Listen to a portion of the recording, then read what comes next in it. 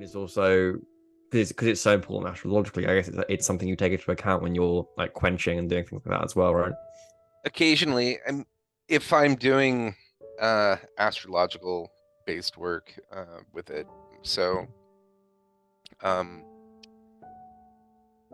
that is not really the most practical thing in terms of of doing commercial work. Yeah. Yeah. Trying to make an election, and I've done plenty of it. A lot of times I'll create the quench during that time and then reuse the quench. And once together, never apart, as the old adage goes. So a lot of people don't agree with that, but a lot of people that are really into astrological magic also are pretty myopic and don't really study other types of practices like lab alchemy or which I've done, and folk magic traditions, which a lot of this work is that they do is based in rooted. Yeah. So yeah. Also.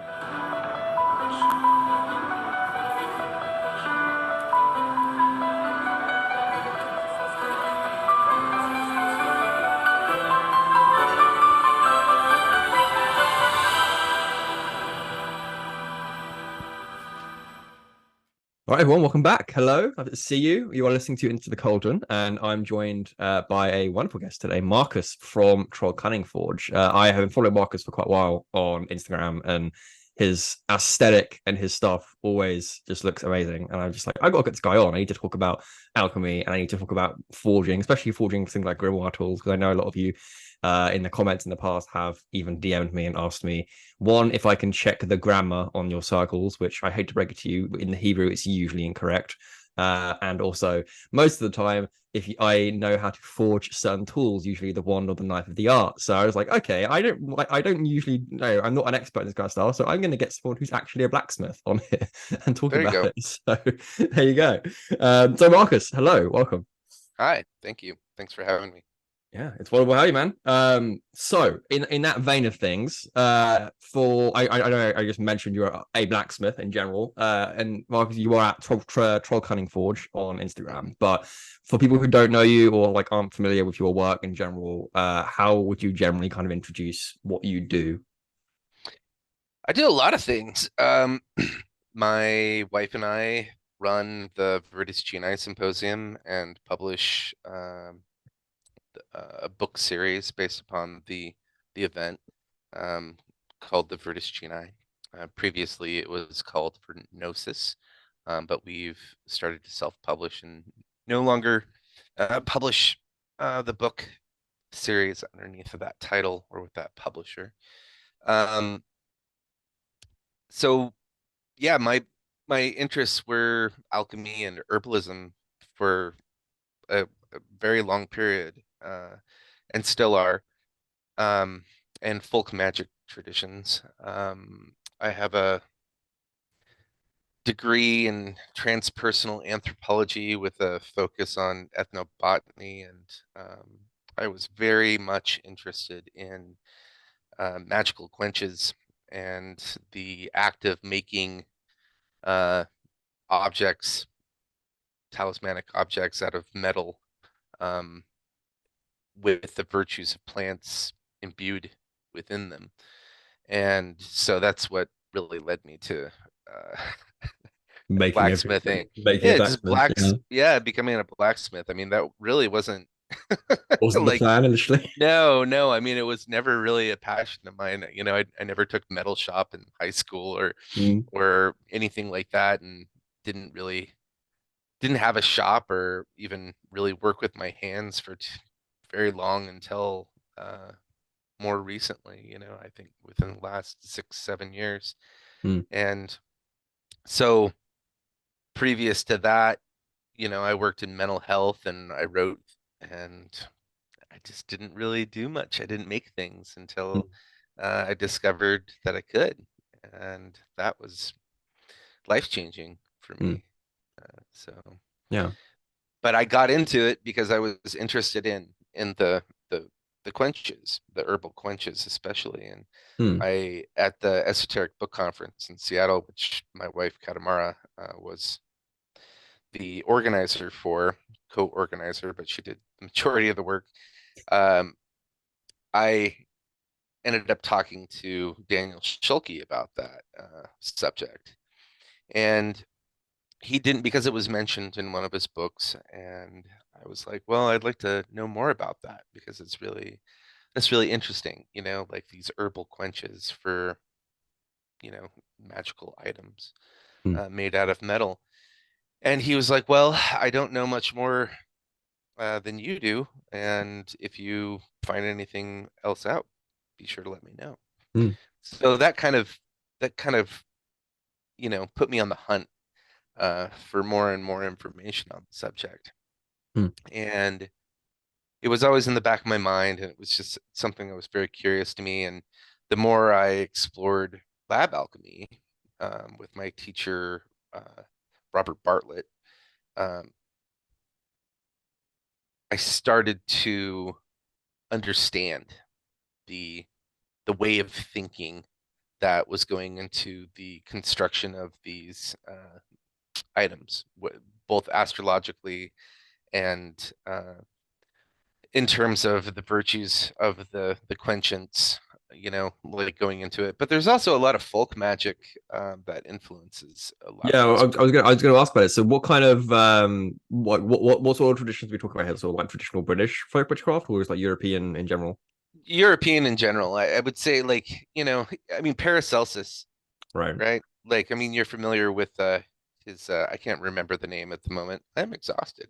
But the the trident, his The trident, the trident. the primer materia or material like with the Yeah, it's the sulfur I think salt. it's the trident, more Yeah. commonly known as the trident of Paracelsus, right? Yeah.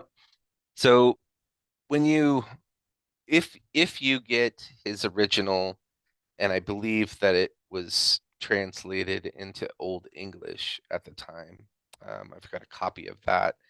If you actually read it, it actually says to construct it from a thrown horseshoe. Hmm.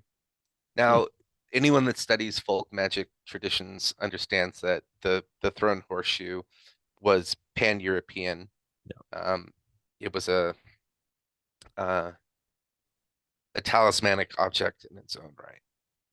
Like, or an amulet or an apotropaic, like object Yeah. that had a lot of significance, and that significance, shifted along its, the reasons why, depending upon the culture that you talk to, or that worked with it. But everybody agreed that a thrown horseshoe had Yeah. some, fortunate qualities to it, magical qualities. So a lot of, if you are familiar with Western occultism, lodge magic and ritual magic, you'll see their interpretations of this trident of Paracelsus and how it is constructed, and nobody talks about the thrown horseshoe. No one even makes it out of a thrown horseshoe. Yeah, it is usually more of like a folk magic, or like you associate it more with folk magic. It doesn't show up in like, Right, or like it's not part of the discussion for Solomonic Grimoires or anything like that, which is interesting. right. But when you actually look at what Paracelsus was on about with this, is that he was incorporating uh, a lot of different influences in his own magical work, which is so super common. I mean, we can all relate to that. I mean, today, like, this is something that people do. And if you look throughout the grimoires, you start to see, like, I mean, I don't know how many grimoires you're familiar with, but I mean, I own quite a A fair few. few, yeah. Yeah, yeah. and and the there's commonalities, but there are ones that, like, make the same ritual item, Yeah. right? Like, you're making the exact same knife, and a lot of the things are the same, but maybe that the astrological timing is different, or maybe the quenches are different, right? And there are other things too, like using blood steel, or using black cat blood and Mm. hemlock, or using uh I mean, the black cat blood, really, I feel like a lot of people just don't even understand why that's there. Mm. And the reasoning and like the ideas and also the motives of the practitioner and what they were trying the virtue to imbue virtue wise, like into that magical item for the work that they were going to do. Like black cat blood was, black cats were an offering, at crossroads.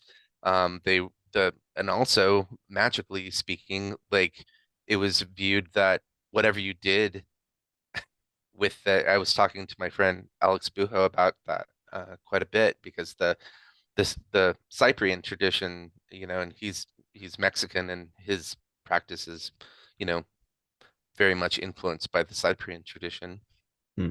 and the Cyprian books that were translated into Spanish and spread throughout the Spanish-speaking world. But in their tradition, it's viewed that, like if you have things made, with black cat materia, then your workings aren't going to get seen. Like, and so you have to wonder, like, did that must have come over from Yeah, but I mean, Europe it must have as come from well, something. Yeah, because I think right? who is it? I seem to like I can't remember if Agrippa attributes it, but like I think Alberini definitely does. But like he says, like cats and dogs, especially, or like black cats, especially, are like Saturnian.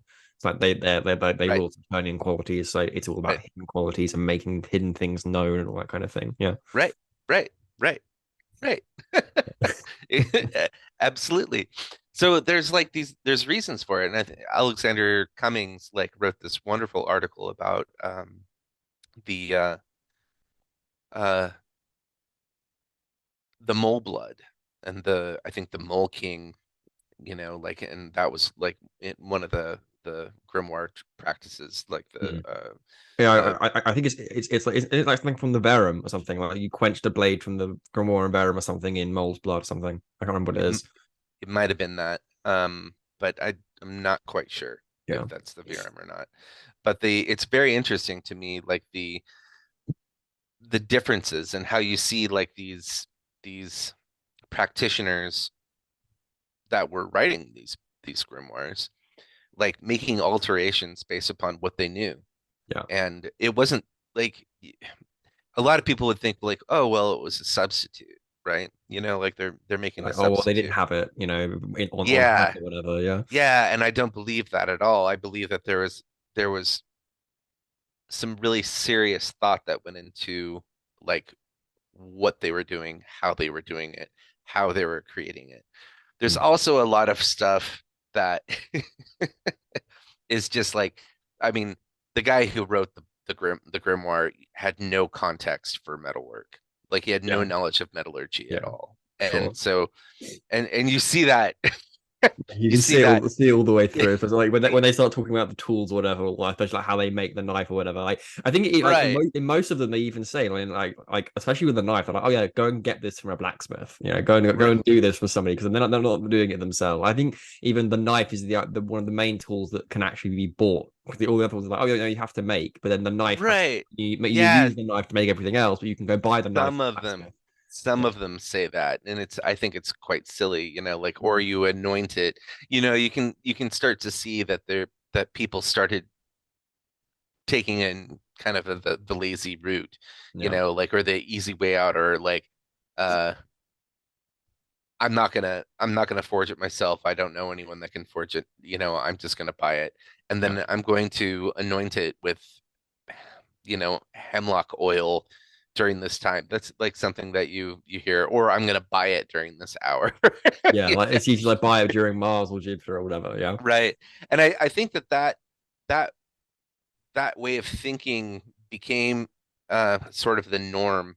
I mean, to the point now where people just visualize things, and it's yeah. there it is. It's just good. It's as good as gold. I just visualized it.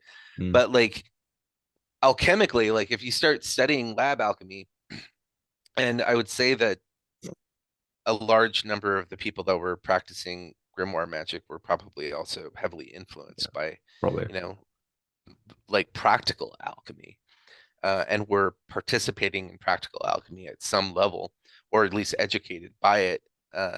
And there, there comes a point when you're practicing actual lab alchemy, not philosophical, like just Thinking about it and all that psychological. Yeah, stuff. yeah, Yeah. yeah. You know, like I'm very critical of that Oh personally. yeah, I did a reel on it recently actually about this whole like one of the biggest Good. myths that you see in alchemy that or like modern alchemy at the moment is this whole idea that it's like a psycho-spiritual thing. That actually like no historical alchemist was interested in doing like actual like material stuff. That actually like everything is symbolic and it's allegorical of the transformation of the self. Like yeah, no one before the 19th century thought that. You know, like No, they no, absolutely were concerned with physical stuff.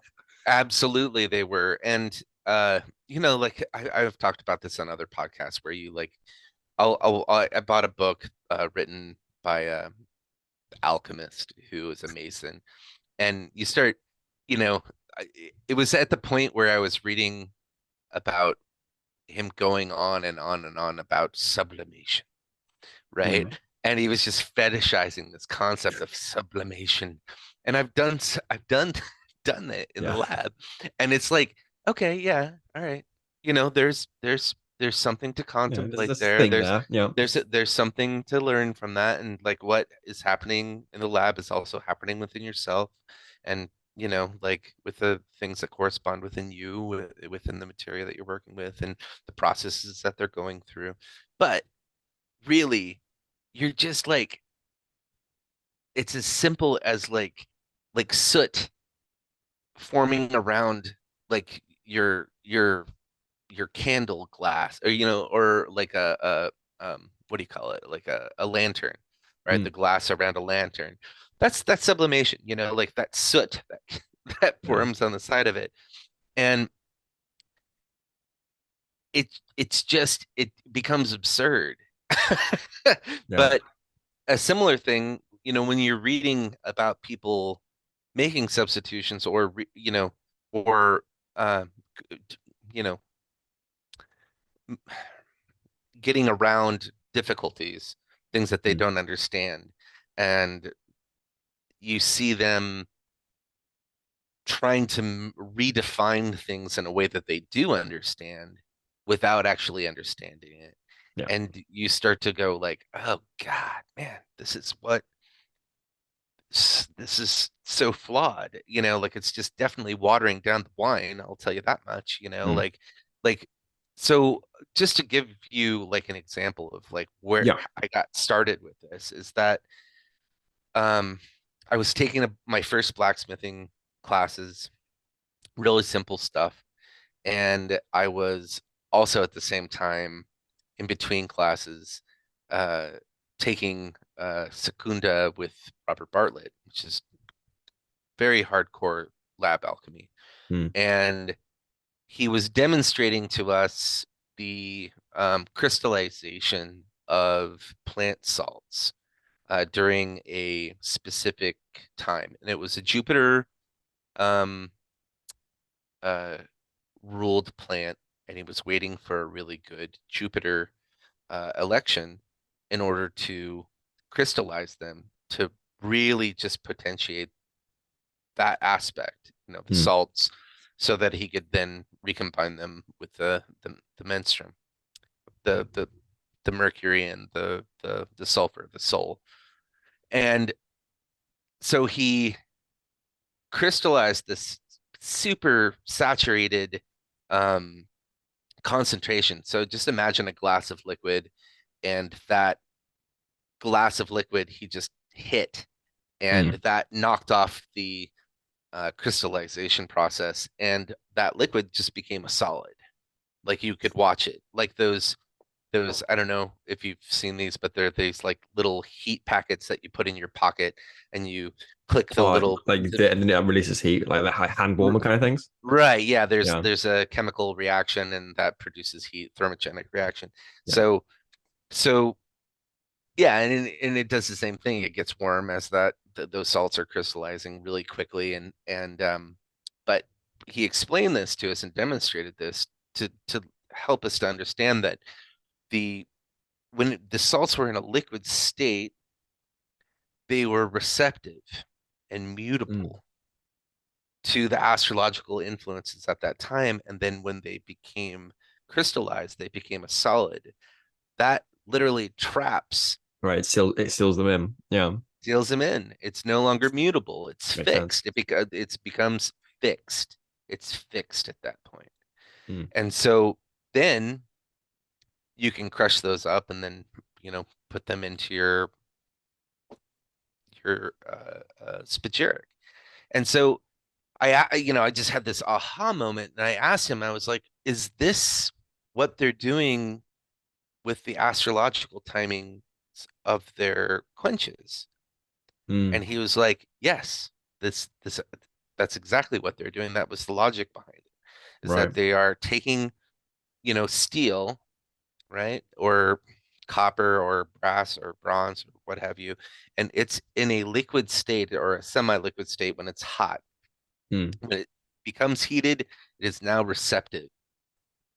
When you quench it or cool it, I mean, if you cool it slowly without quenching it, it's just going to take a long time to do that, and you're going to miss that astrological time. But if you do it during that quench, you're locking that astrological timing within the material. So you're literally fixing it with it in its virtues. Now, whatever you're quenching it in, because it's also receptive, it's going to get the virtues of what you quench it into. So this really like opened up some creative doors for me and understanding like, all right, well, all these people that are reading these grimoires, what they're doing is just following a recipe book without knowing how to cook. Mm. Yeah. And so I just learned how to cook. And I'm using the philosophy as it was taught from then till now. Mm. And I'm practicing what they are doing. Yeah. And I'm using the same way of thinking to do that.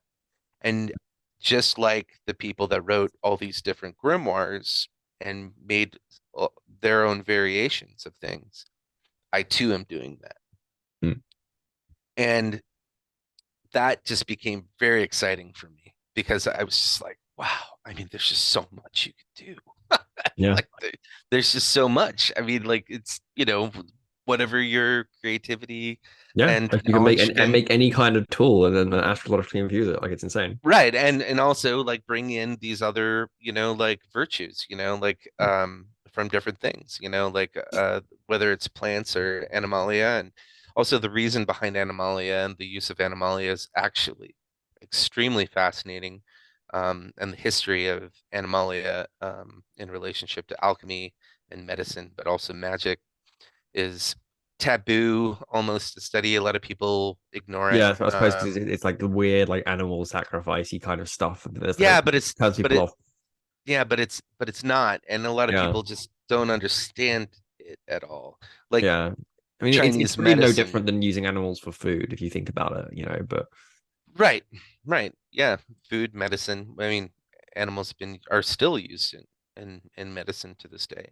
mm, A lot of people don't consider that, but the I was speaking to a Sufic practitioner who was very much focused on Western occult practices as well, and understanding the relationship and also the origins of a lot of Western practices through Middle Eastern practices that are mm, still being done today. yeah, And and he was explaining to me that the the Animalia, and this is what was so interesting, is that this was also confirmed by my teacher in alchemy, was that a lot of times the Animalia gave volition to plant and mineral alchemy, right? mm, It gave oh God, agency. It mm, gave more agency to it so that it could have the virtues of, like, because a tree can't, for example, fly through the air or right, burrow under the ground or run across the tundra, right? But an animal can. But when you combine these, like, so let's say the speed of this and or the tenacity of that combined with this mineral and this, like imagine antimony combined with wolf and whatever cancer fighting herb, you know, like, and then creating that and instructing it as you were doing so to, you know, like go after cancer cells, for example, you know, like, I mean, in terms of creating a medicine, Yeah. like this is just, you know, some of the things. And when you start thinking about that in terms of like, why did they always include some form of animalia in their quenches for these daggers? You know, like, I mean, why did they do that? And why are we ignoring it? I think Mm. that's really fascinating. Mm. Yeah. And it's not an animal sacrifice. Yeah. That's not the point. We're Yeah. like, ah, you know, like, Yeah. I mean, you know, we're getting to some Hammer film, you know, like mentality, and, Yeah. and It's like we sort have of to, like slasher flick or whatever. Yeah. right, you know, like, I mean, there's so much convoluted Western occult uh Like styles or whatever or thinking. exploitation, you Yeah. know, like that happened, that metalheads are super into, you know, like that the media is super into, and that people buy into left and right. Like, and that's actually just an interesting It's subject like, to I suppose it's like ponder. an interesting like sociological thing. You know, you can look into it like where the idea of like satanic panic or whatever comes from, and then like what it says about us and that kind of thing. Yeah, it's an interesting Yeah, idea. yeah, Yeah. yeah, for sure. Yeah, because I feel like it does. Like, yeah, like they were. I don't want to say they were more liberal to it, but they were just like they had just an entirely different worldview and understanding of why they were doing it. You know, it's Yeah. like, especially if we're doing like the medieval or the early modern worldview, it's you know things like the world soul. Essentially, and that's kind of what we're essentially talking about here. You know, it's like we have all these different materia and animalia and all these kind of things, and we're talking about substitutions, and you make the substitutions based on you know corresponding events or corresponding sympathies in the world soul, essentially, right? And then you kind of factor that into all the work, and that you know that goes back to you know Plato, back to the antiquity and all Mhm. that kind of thing. Right? So interesting idea. Yeah, I think philosophically people don't understand what the reasonings were behind it, but also uh they're coming from a different culture, you know, Right. like, and one of the things that I see a lot is that, like, if you don't follow the recipe, it's not going to work. The magic is not going to work. It's just Mm. not. It's not going to work. You're going to get botched results, or bad things are going to happen, or blah blah blah blah blah.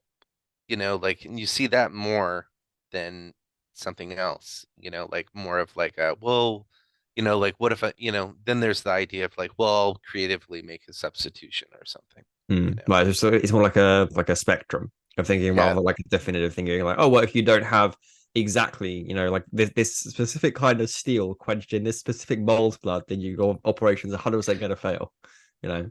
Right. I mean, and you see this you see the same thing with, like, I mean, there are there's a lot of legit practices where it's like, okay, well, uh, you know, if you don't have like a coffin nail, you bury it in the grave and then Yeah. you dig it up, right? And then it becomes a coffin nail. Yeah, I mean, sure, sure. But I Mm. mean, a coffin nail is a coffin nail too.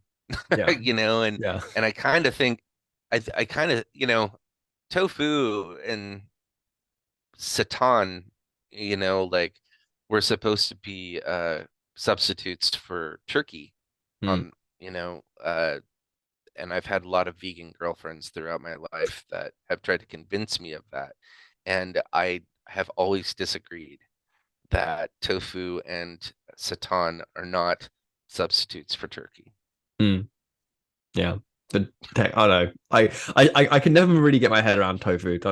I've tried it, but the texture just doesn't sit with me. It's just I not a know, I know. Yeah, it's gelatinous and yeah, plays hell on your hormones too. yeah. But I'll do it.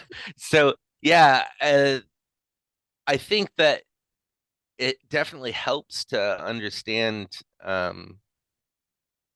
the reasoning behind these practices, and like Yeah, why they were doing what they were doing, instead of just thinking that if you don't follow the recipe, it's not going to work. yeah, Actually, I think that just, it's it creates more problems for you. You know, like, get understand why they were doing it, you know, and mm, the entire, you know, and the information's out there. You you have the resources to like study. and Mm. to learn these things. Knowing where to look, that might be the hard part. Yeah, like finding For finding the decent sources. And I think like the other side of it yeah, as well is like I guess like the current attitude, especially if, I see it with a lot of like more beginner magicians, people who are like first getting into the grimoires and that kind of thing. But the attitude is always like kind of quick fix approaches. You know, they're always kind of like, oh, okay, what demon do I summon for this? You know, yeah, what spirit do I do for this? Then they go and they only read the Goetia, right? Or they only read like some kind of grimoire with the spirit register, and mm, then they read it at face value without looking at like any alchemical text or without looking at any other kinds of philosophical texts that tell you their actual worldview in the context about it. right, You know, and I think that's kind of what I'm getting from this is like if you really want to start succeeding with this kind of thing and getting into this worldview, you want to get into the worldview, right? yeah, You want to take inspiration not just from a grimoire text, you want to take inspiration from alchemy text, you want to take it from philosophical text, that kind of thing, because it's going to give you an idea of the worldview that will then help you with your grimoire practice because you know the substitutions and the reasons for right, substitutions. right. I mean, at that point, I think if until you do that, I don't think it hurts to maybe follow the formulas outlined in the Right. books, Yeah. to the T. But I would say do that. I mean, follow it to the T. Don't make substitutions.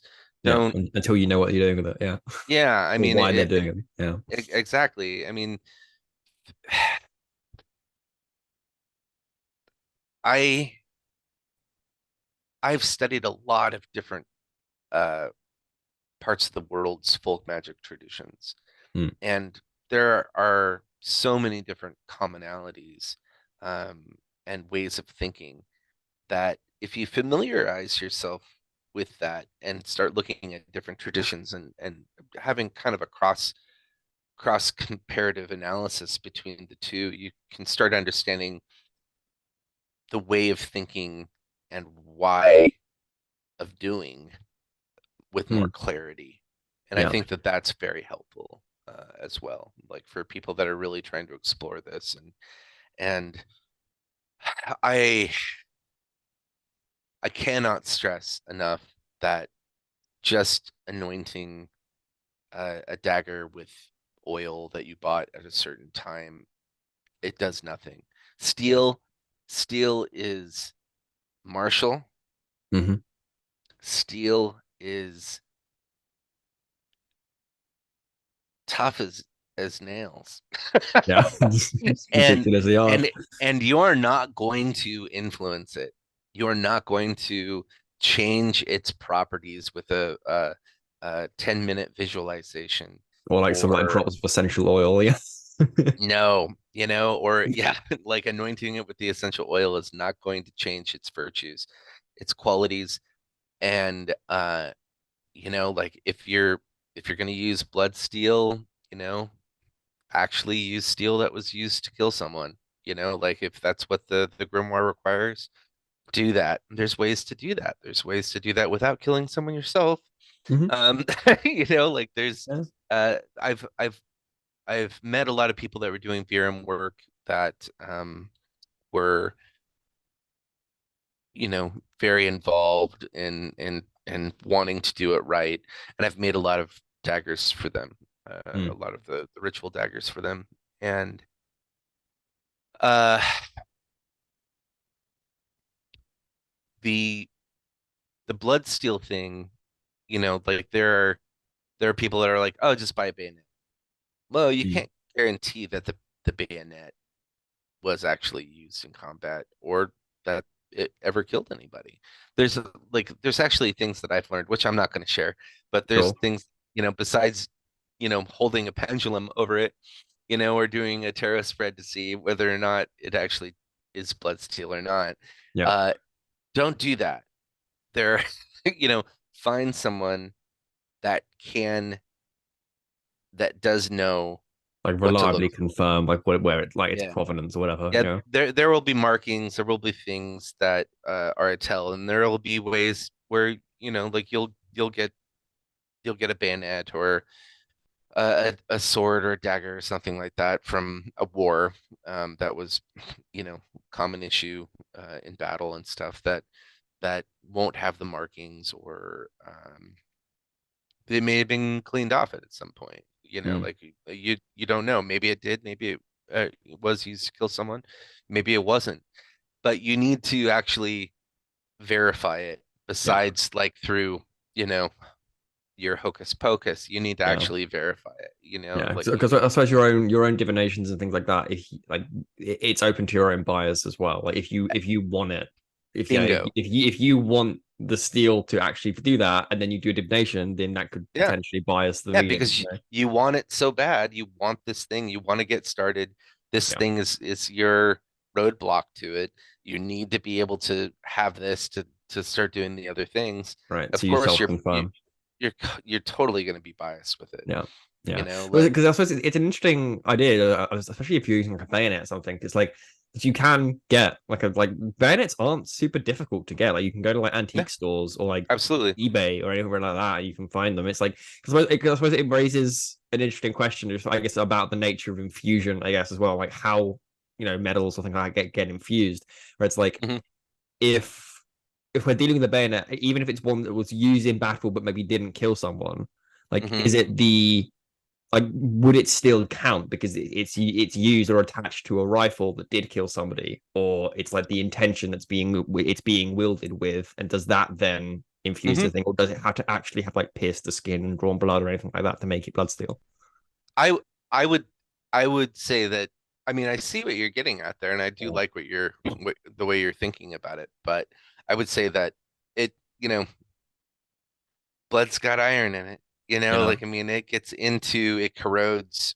Like these blades were high carbon steel. They weren't like our super alloys that we have right, today. And blood corrodes steel. It gets into the steel. right. So it does have like an actual physical Yeah, property change to it. yeah. Yeah, You have to clean it off after using it. yeah. Like It's after like you've like steel. used it to kill someone or butcher an animal or something like that. And a lot of people just don't even we're so spoiled by stainless steel. Yeah. Like it's ridiculous. Like people don't know how to clean steel. They don't Mm, know how to preserve steel. They don't know how to take care of steel because stainless steel is everywhere. yeah. Like so that they don't even know. They just automatically assume that steel is just Always going to be bright and shiny. It's always going to be the right, same. Yeah. right, absolutely, and nothing will corrode it because all they've ever known is stainless steel. But I mean that's something that is really funny, to me, in that uh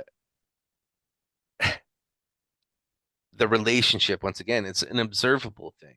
Like Mm, folk magic was so much magic is based upon the observation of nature. yeah. Like, and so you can literally observe, like, okay, well, what does blood do to steel?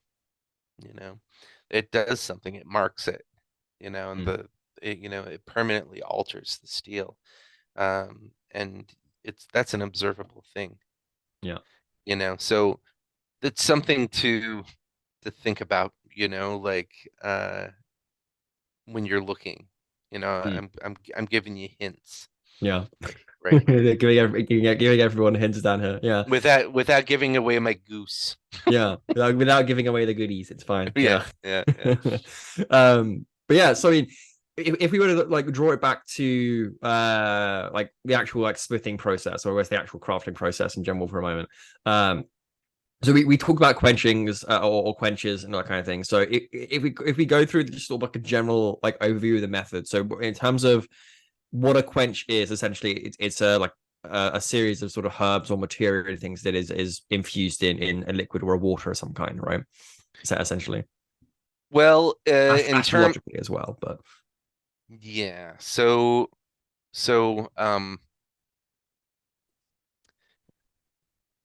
high carbon steel, like, which is what blades and uh edged weapons, things like that. Medium carbon steel is what you use to make tools, like um, things that don't have to be flexible, but they need to be hard, right? yeah, Like a hammer, for example.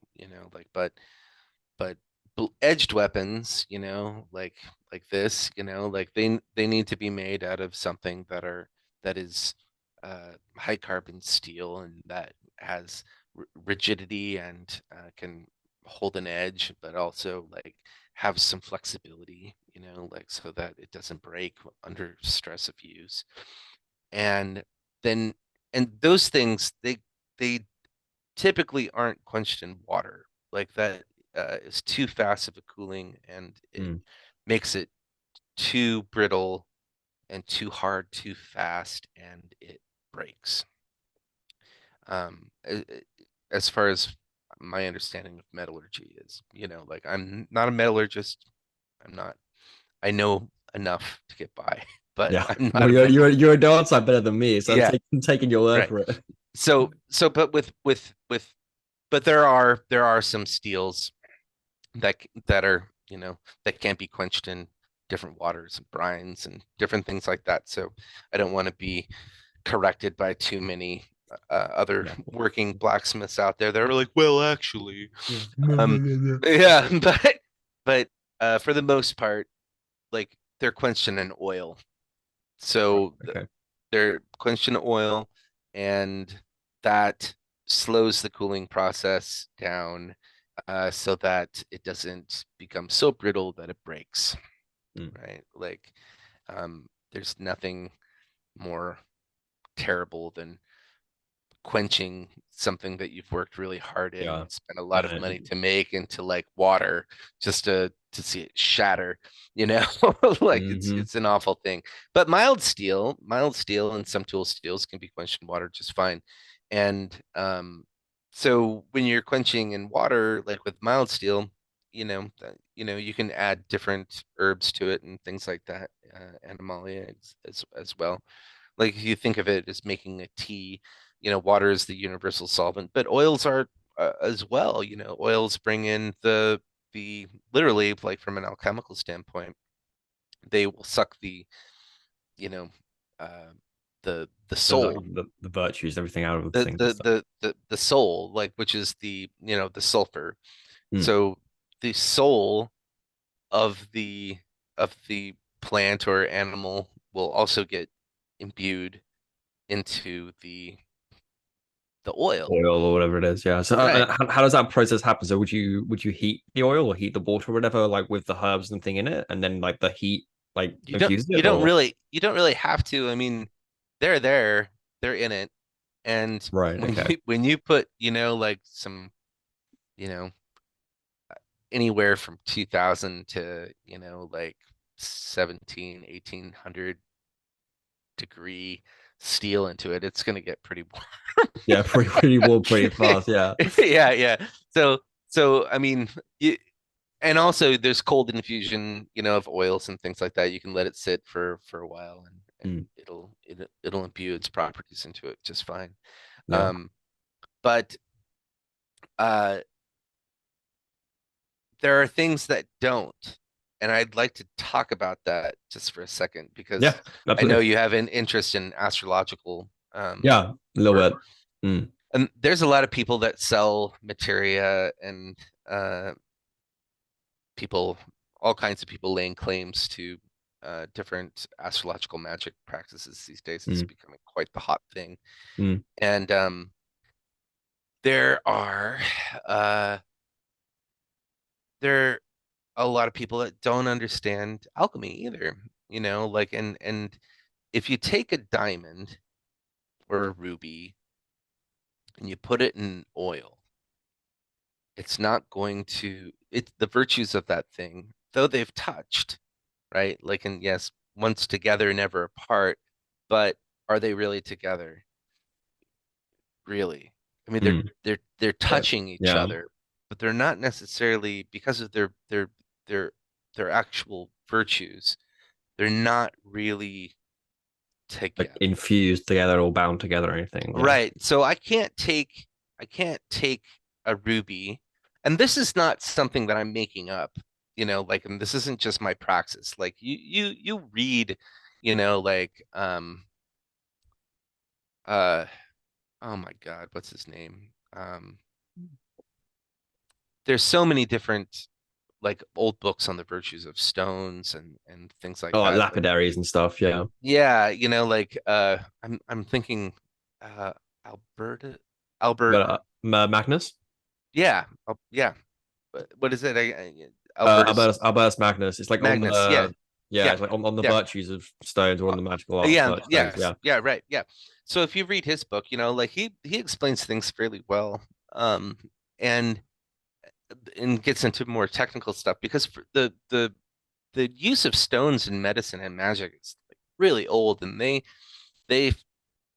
back during the golden era of alchemy, like so to speak, they science the fuck out of it, Yeah. like Yeah. from their perspective, and uh the you can't they were very, very much focused on how do you get the virtues of this into a way that uh they have released their virtues, Hmm. right? Like so that because the stones just don't give it up, you know. You can't just buy them a dinner and a movie and they're Just just gonna give it up. drop it in the oil, then done. Yeah, that's it. Right, yeah. So you have to really romance these stones, no pun intended, in order to get them to release their virtues. Hmm. And so that takes some tremendous work. Um, some of these stones don't even do it uh, when they're soaked in the agua regias, like you have to do a lot of different things. Um, like for example, I mean, I have right here, like the oil of emerald that Hmm. was made by Robert Bartlett, and I also have oil of diamond and oil of ruby made by him. And there are some people that are working on stone elixirs and getting the oils from stones, which is the sulfur. Hmm. And that's the soul, that's the intelligence, that's the where the virtues of these medicinal qualities can be absorbed into the body or into the work that we're doing, right? So like if we're going to make a uh let's say like an alcohol dagger, or like which I've done, Hmm. like you can't just put diamonds in the oil or in the quench, like that's not going to work. Like you actually have to get oil of diamond, Hmm. which, you know, like as you can imagine, like in order for the virtues of the diamond to be now within the steel. And that's something to me that's just fascinating, Hmm. absolutely fascinating. Like Yeah. the mineral spirits themselves are incredibly powerful. Like antimony is like really an incredible intelligence to interact with. And um, I would say, oil of gold too, like working with oil of gold, the the gold spirit, like the first time I took this um 50-year-old aged oil of gold the first time that I took it. And like it was like LSD, like I would close my eyes, but I wasn't high. I Yeah. mean, that was the thing. There was no intoxication. But when I would close my eyes, my inner vision, like behind the eyelids, was this prismatic metallic sheen of Hmm. just like rainbow, like golden sheen. And that was just spinning with these prismatic colors and it was just, and I would open my eye and I wouldn't see it. And then I closed my eye and there it was again. And it was doing something to me. And I was interacting with it in a way that was just kind of blowing my mind because Yeah. I've never had that sort of closed eye hallucination for something that didn't make me high. You Hmm. know, Yeah. like, it was there was a dramatic effect that was happening Yeah. from it. Because I was And because you have like because people still like take like colloidal silver or whatever today, right? Like they take like just still parts of silver or something like that, and like it's like the concentration is like so ridiculously like low anyway, so nothing like that's gonna happen. But colloidal silver is it's the very same kind of different idea. though. Yeah. Colloidal silver is very different because you it's still in a fixed state. I Mm, mean, the not only is it like you're just all you're doing with colloidal silver is you're just making the particles so small that they can be adjusted. mm. Like, and same with colloidal gold and things like that. But you're not bringing them through the transmutation Yeah. process that There's no alchemy alchemy does. process in it. Yeah. Right. So philosophically speaking, you're not really doing Much anything. anything. Yeah. Like I mean, the the oil, which the soul has not been released, and you haven't elevated it, you Mm, know, through its gross form physically in the physical world. You haven't elevated it spiritually, and there's processes within alchemy to do that, so mm. that you're elevating this thing up into its highest state. Um, and that's once again, these are things that were probably way more common, Yeah. understood, that practitioners, I think, and people that are doing astrological magic would probably really gain a great deal from practicing lab alchemy, because the the alchemy was so essential Mm. to astrology and alchemy were just Yeah, they're both considered Hermetic arts, right? They're like inseparable. right. And they were and it was alchemy, theurgy, and astrology, and they all had to be worked with together. And I think that a lot of modern alchemists have a more materialist standpoint, and have a hard time wrapping their head around uh, astrology, and a Mm, lot of astrologers have a really hard time wrapping their head around alchemy, mm. you know, like, and then you have people practicing theurgy that don't do either. But yeah, there's nothing. Yeah, people just they just read like Iamblichus and that's it. That's all the theurgy they do. Yeah, that's all you need.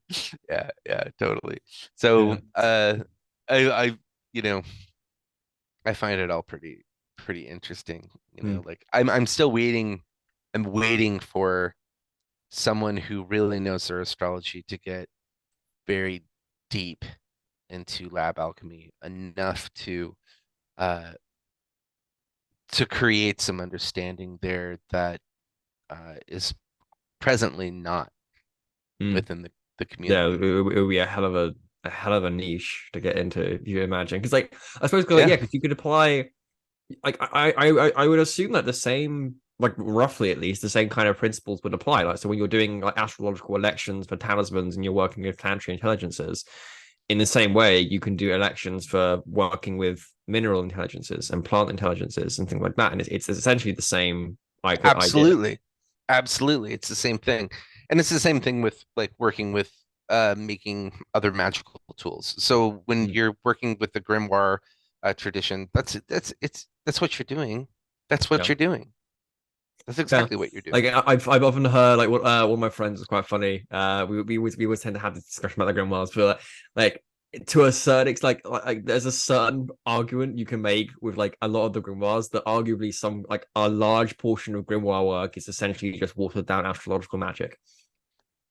It's like Yeah. with all the elections, all the planetary incenses, all that kind of thing. It's essentially just like kind of watered down astrological magic with like some little additions of like some folk elements in and like other spirits coming in or whatever. But it's essentially like the core of the method is still astrological, essentially. Yeah.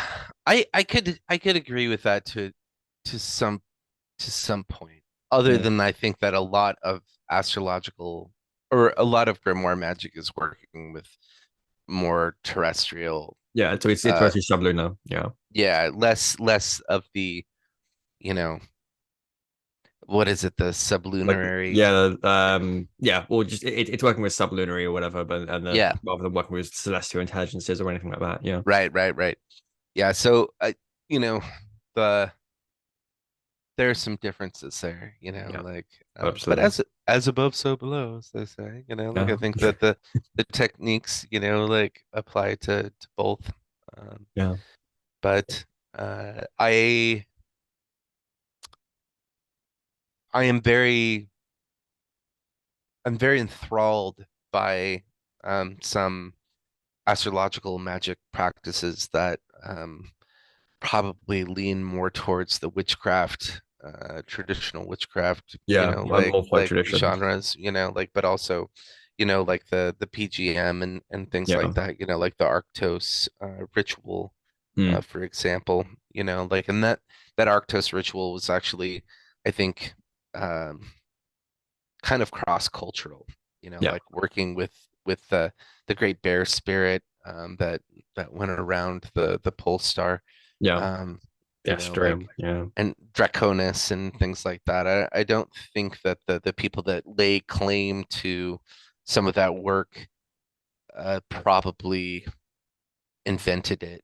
yeah, Like, I think that it is, and also I think some of the stuff with the pole star and the traditional witchcraft stuff as well goes back to way deeper oh yeah, folklore, but absolutely. also got really heavily taken up through astrological folklore Mm. into the trade, like the British trade organizations, the secret Yeah, absolutely. societies, Oh yeah, like you know. it's a common thing. Like the pole star, at least in the very least, is like a really common thing in British tradcraft, like hugely. It's like, but like I've heard a couple of traditions. It's really interesting. Where it's conceptualized like as a witch is like now almost it's like in the same way that we conceptualize like we were talking earlier about like coffin nails or whatever, Yeah, like the pole star in some branches of trad British trad witchcraft, it's like the nail of the heavens. It's like that's right. like I've even heard like some variants of it. It's like the old like Anglo-Saxon smithing gods were like the ones to like jam the nail into the heaven, and that's kind of how they conceptualize it. And then Right. like And that, all of our like divine spark is like yeah. from like And that also the like got the fire and influenced stuff. by, Yeah. that also, interestingly enough, got influenced by Romani Yeah.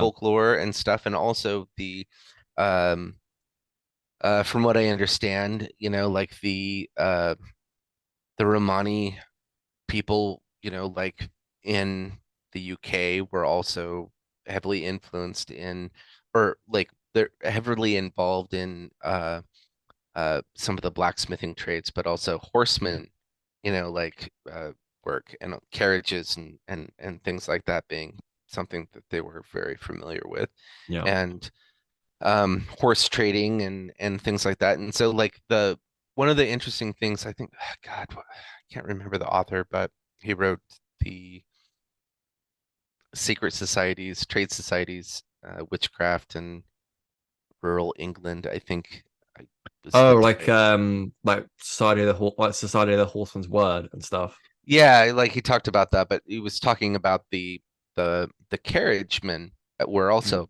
part of the horsemen's word. They were kind of, like, brought into it, and they used the pole star for navigation at night, Mm. as well, like, which is something that is really hard for us to imagine today with Yeah. all the light pollution that we experience, like using the pole star for using the stars for You any can't even form really of see it navigating. anymore. Like when No, you go like near any cities here, you can't even see the pole star anymore. yeah. I mean, we live in a pretty rural area, but there's a mill, Mm. and that creates a lot of, like, Yeah. air pollution. But uh, there's also, God, I mean, it's probably like 15 miles away or something like that, but there's a prison, but it's huge. It's Mm. absolutely huge. And it just illuminates the sky.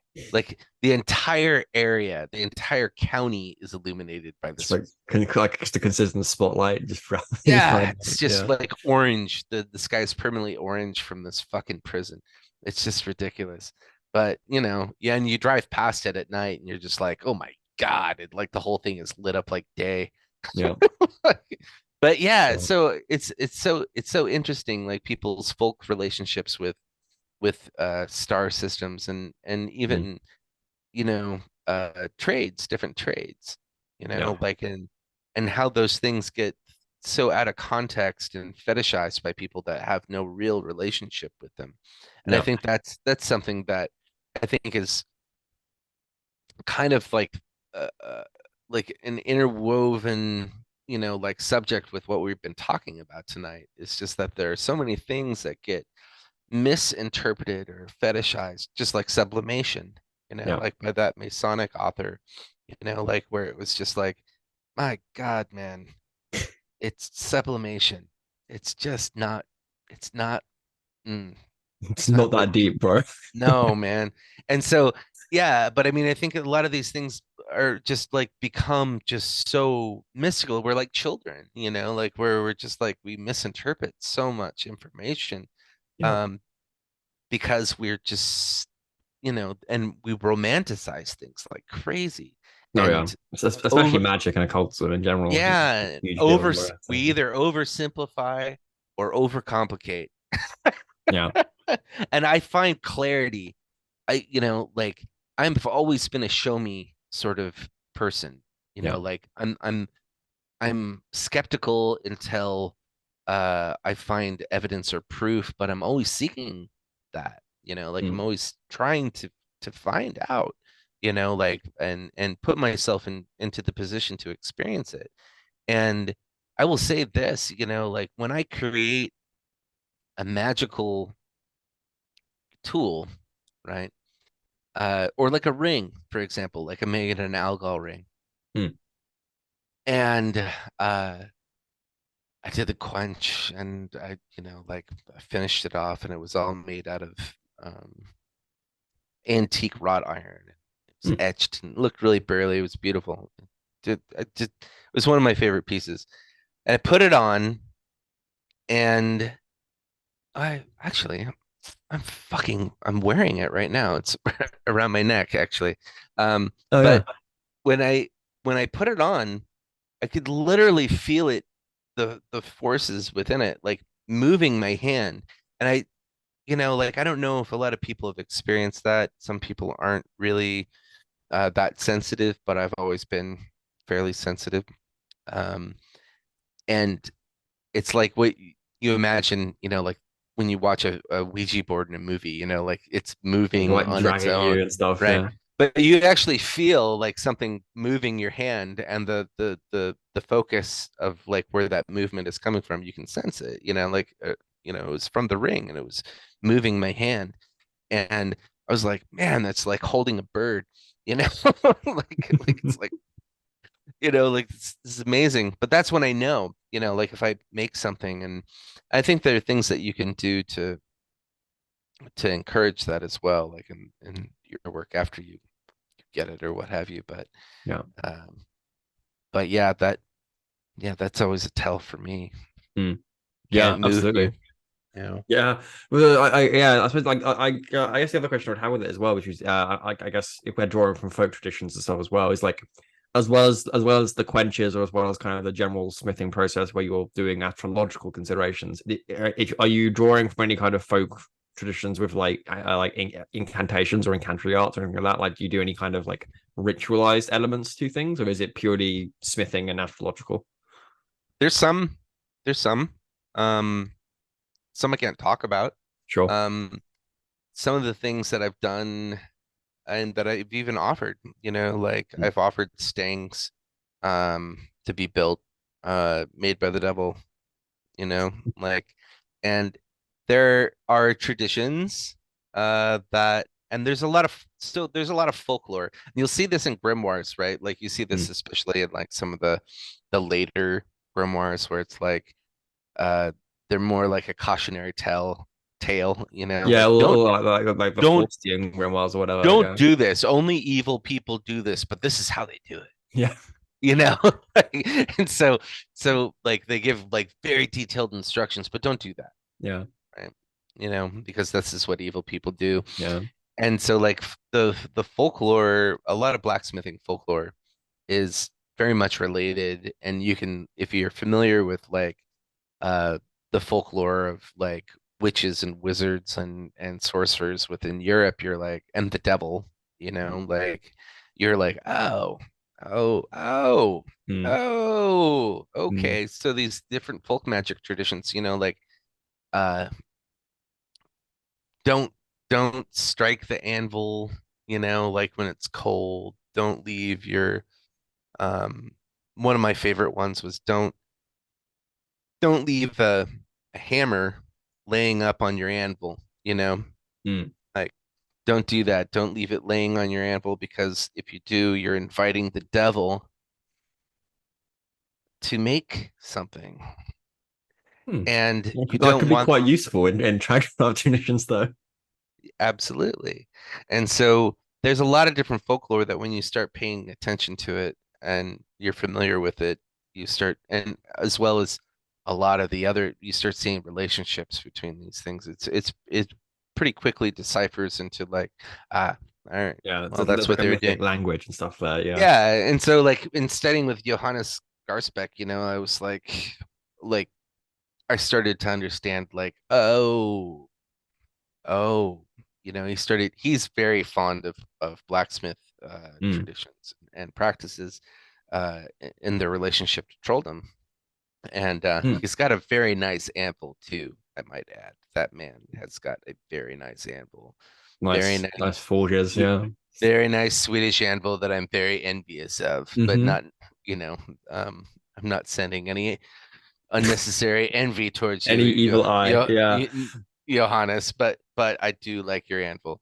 But Mm. like the that he shared a lot of these practices with me that are pretty amazing that he's collected over the years. Mm.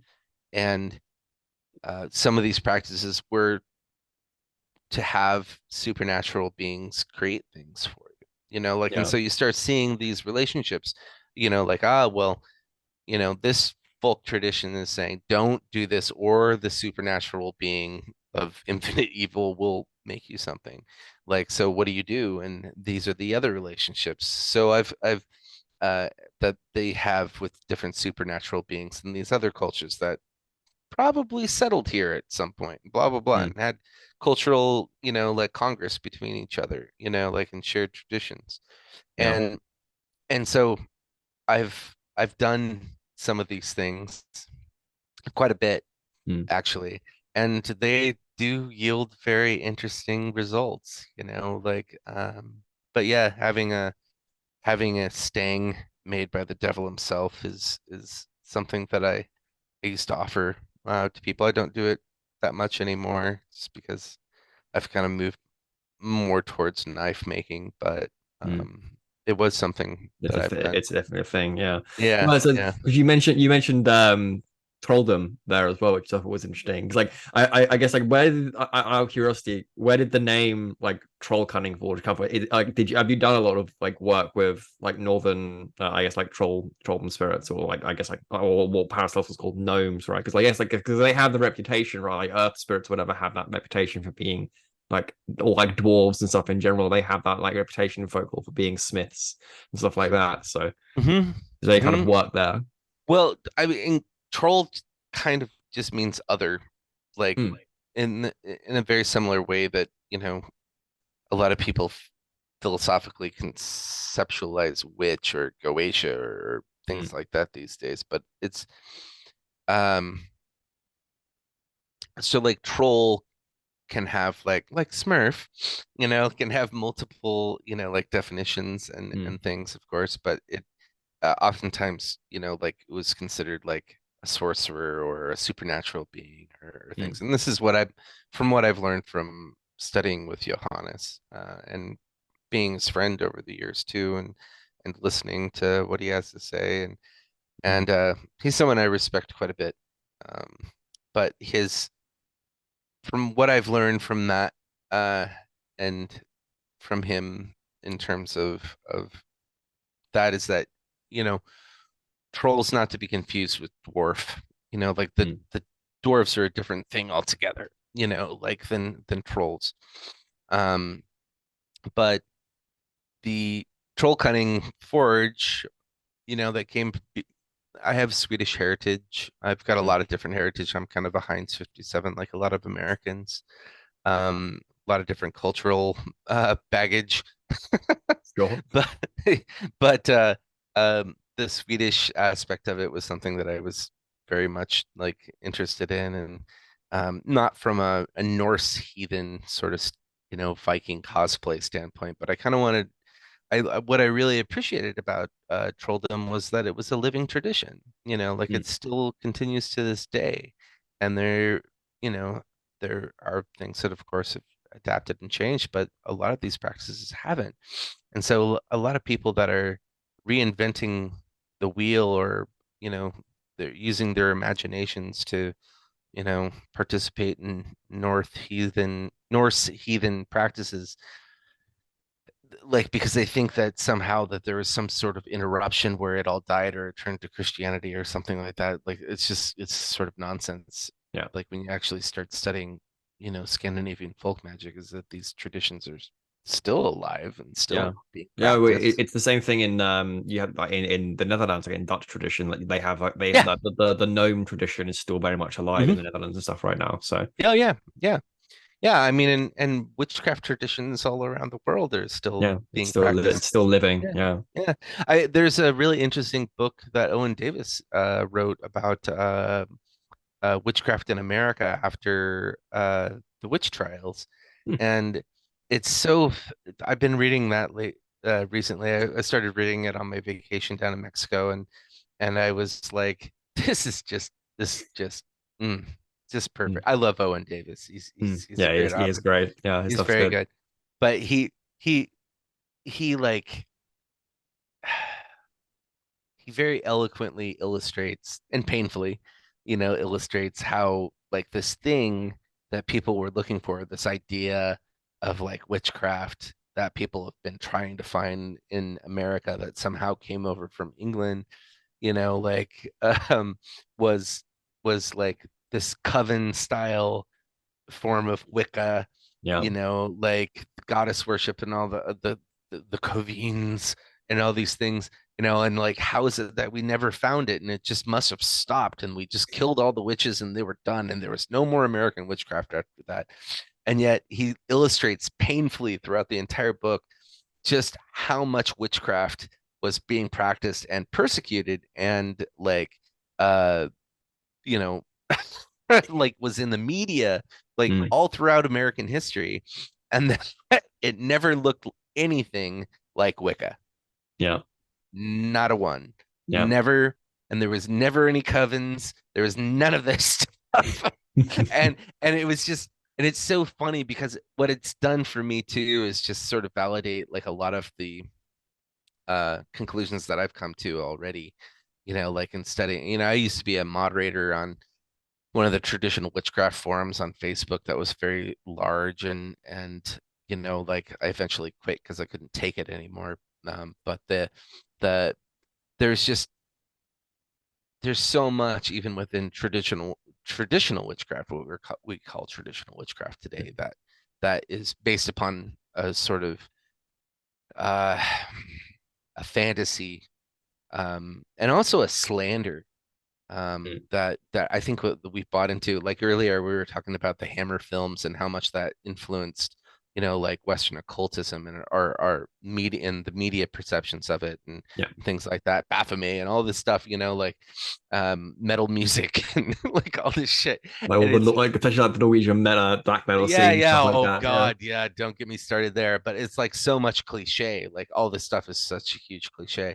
Yeah. And then you got people like Eric Purdue that are just kind of like, well, Agrippa was actually just studying nature, like, and it's just observation, Mm. and that's what the esoteric and the occult world actually is, and it's not untrue.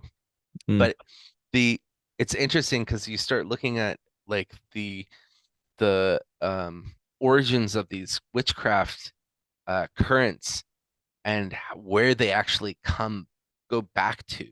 And I actually had an opportunity to go to Spain and go to the town, the village where uh, the first Oh witch. yes, I know the one you. I think I know the one you're talking about. Like Yeah, it was like condemned for like witchcraft or whatever, and it's like it's still condemned or whatever, like excommunicated from the church or well, something. it was where like the first witchcraft laws were written. and enforced. And it was also the last place in Europe to continue to enforce, like these witchcraft laws. And so I went to the castle where this is done. It's just ruins. It's just the foundation, really. And hung out there and harvested some blackthorn from the ruins and things.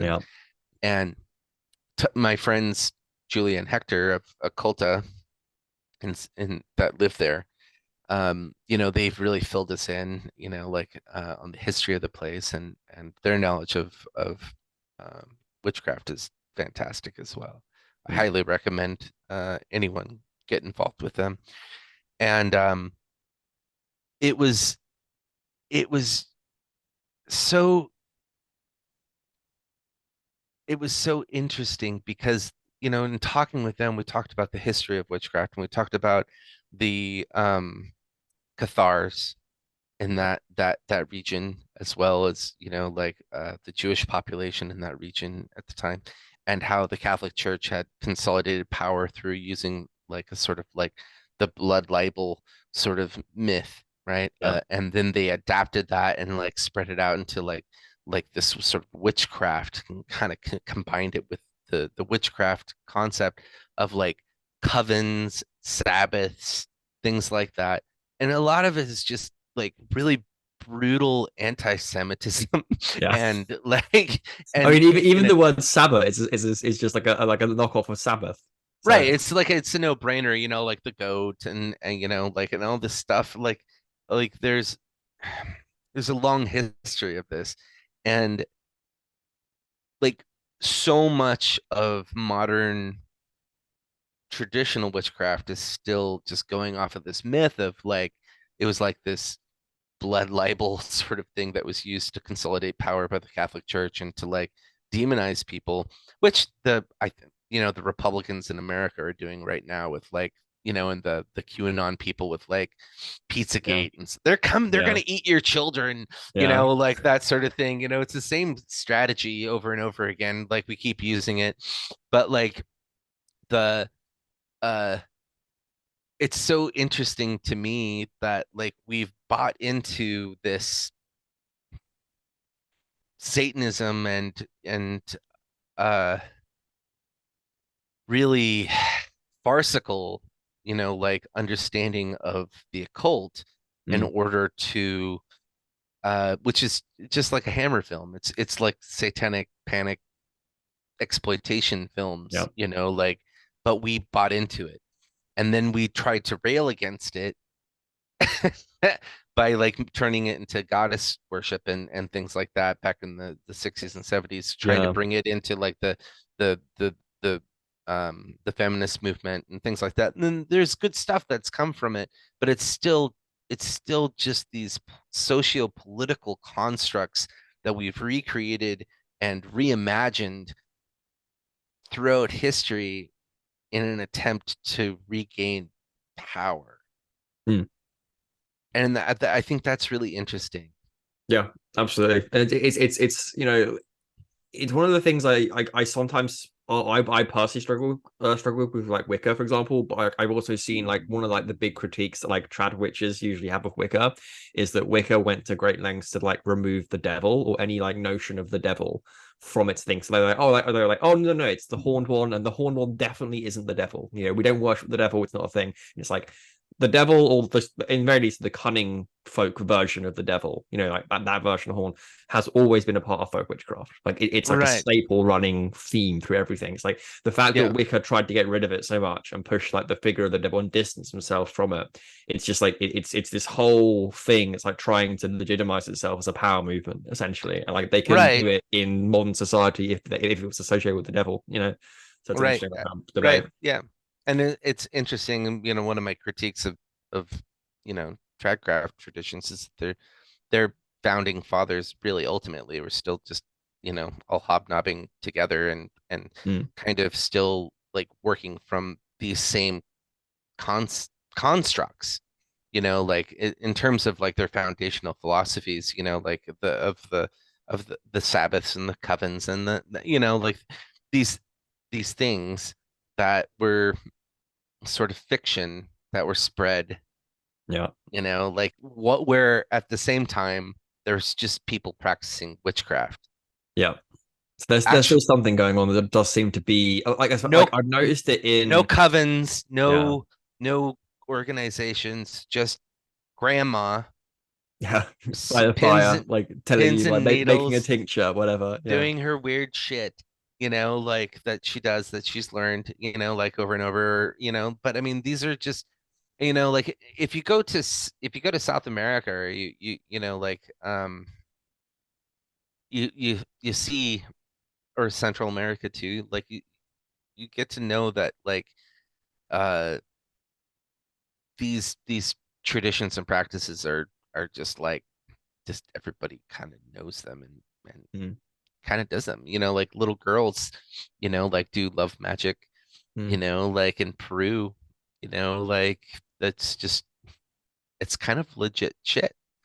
Yeah You yeah know? it's just like it's a thing yeah Yeah, and it's pretty simple, and it's not, you don't have to be from an ancient bloodline to do it mm, either, you yeah know, like you just kind of go uh, into it yeah yeah, and that start working yeah there's because no it's there's like no one of the Nephilim things. blood, you know, Yeah, like in them. if we go down the biblical route, like I've seen some of that, like some of those weird theories, like like one of the the weirder ones I saw. It's like I mean, I think it's I say weird. I think it's interesting to like just to think about Yeah. whatever. But it is a bit interesting, or just weird in general. Is this idea that all witches or whatever, especially like it's more I've seen it more in like tradcraft circles more than Wicca, but this idea that, like all witches are somehow like I think it forms part of like the original witch mythology in the witch panic and things like during the witch trials, Hmm. but that all witches have like this kind of like shared other world bloodline, something like the elven blood, like elder blood kind of Yep. stuff, you know, like Yep. and like the red thread of like the elven blood or whatever runs through all the witches and all that kind of thing. Right. It feels a little bit fantastical to me. I'm like, it's a bit much, but like it also has like fairly decent like historical like backing in terms of the folklore, and like they like in the very least a lot of like the witch trial like polemics like I think they did actually believe that like the witches were not fully human, like that they had like Hmm. some other kind of Hmm. background in general. Yeah, And it has they kind of like had a resurgence in like modern trad oh, witchcraft. absolutely. You know, like the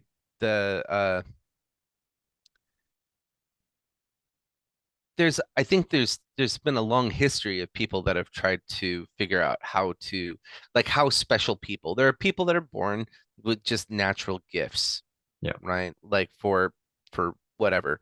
And a lot of those gifts actually like are fairly well documented as having an origin in some form of tragedy. Yeah. And so a lot of the initiation, you know, like traditions and practices within, you know, different traditions recreate tragic events in Yeah. order to cultivate those things within the practitioner.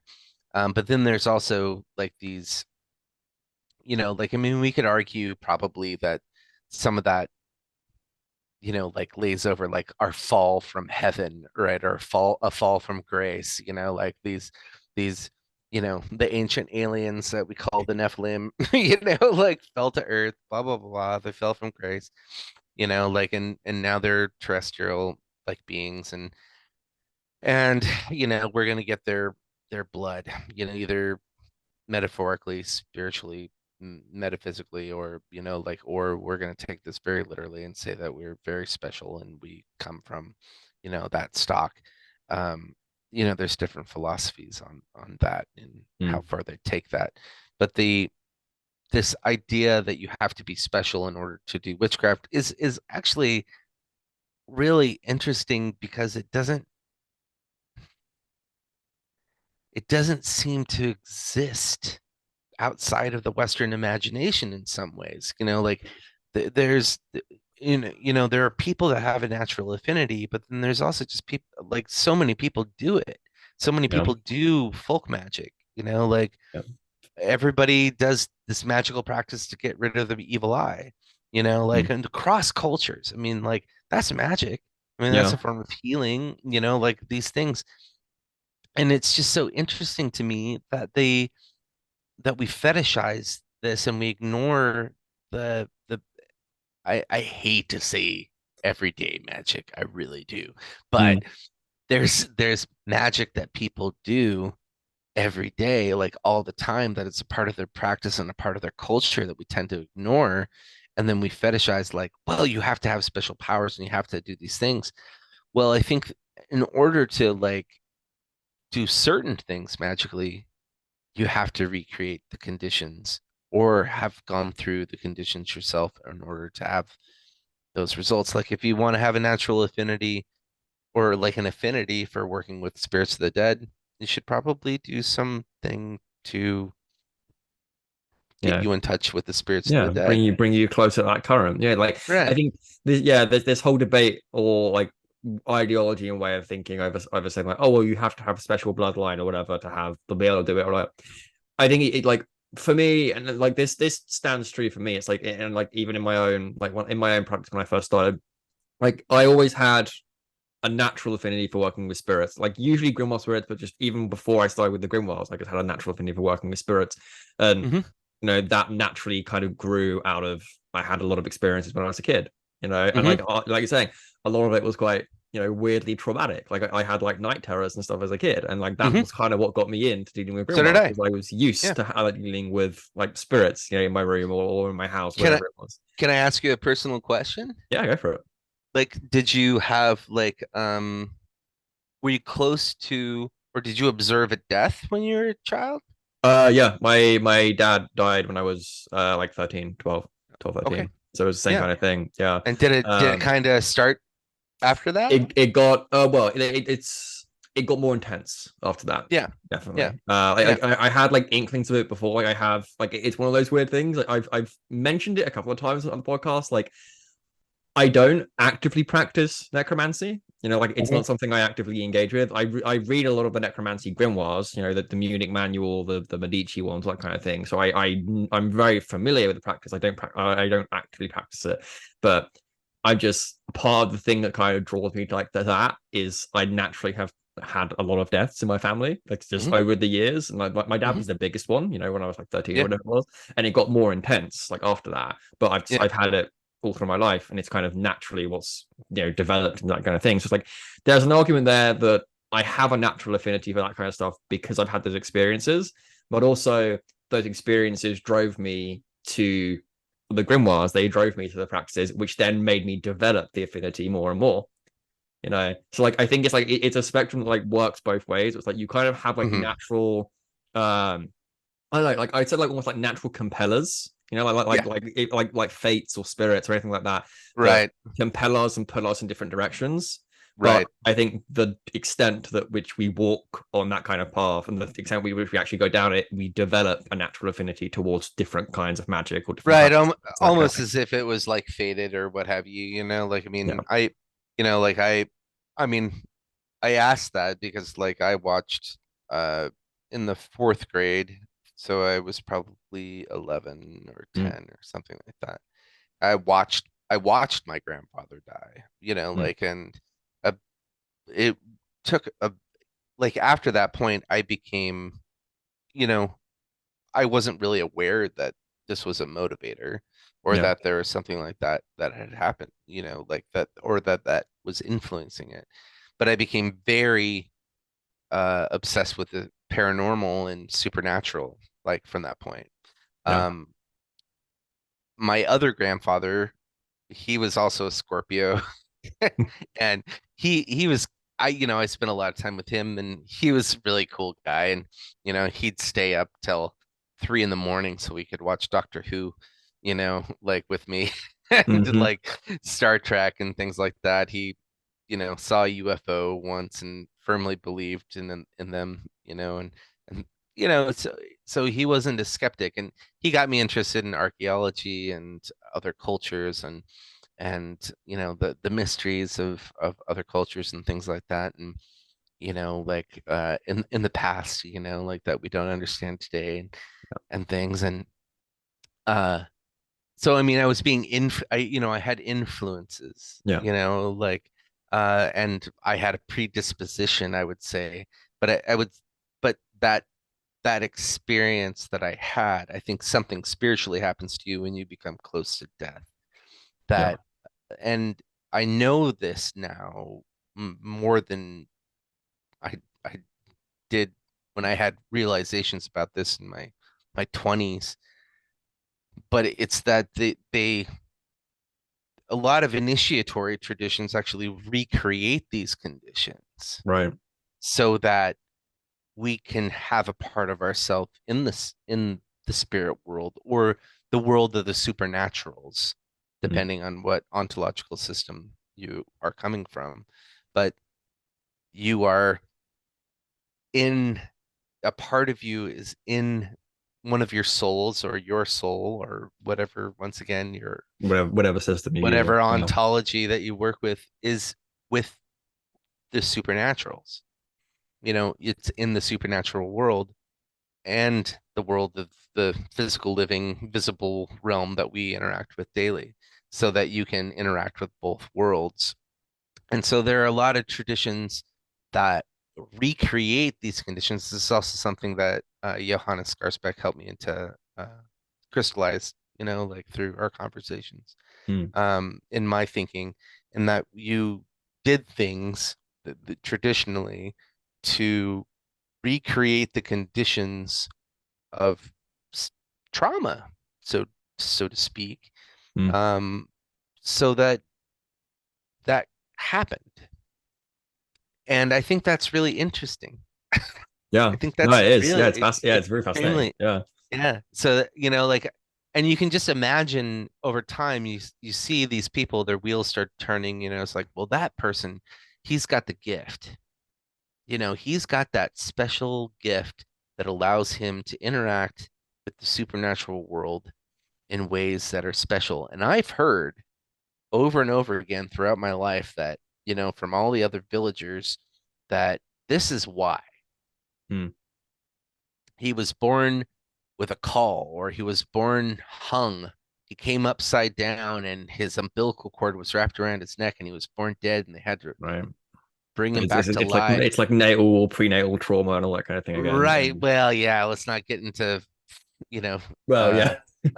Stanislav Grof too much, but like with the holotropic breath work and all that. But like, he's just another spectrum of Freud, in my opinion. But like the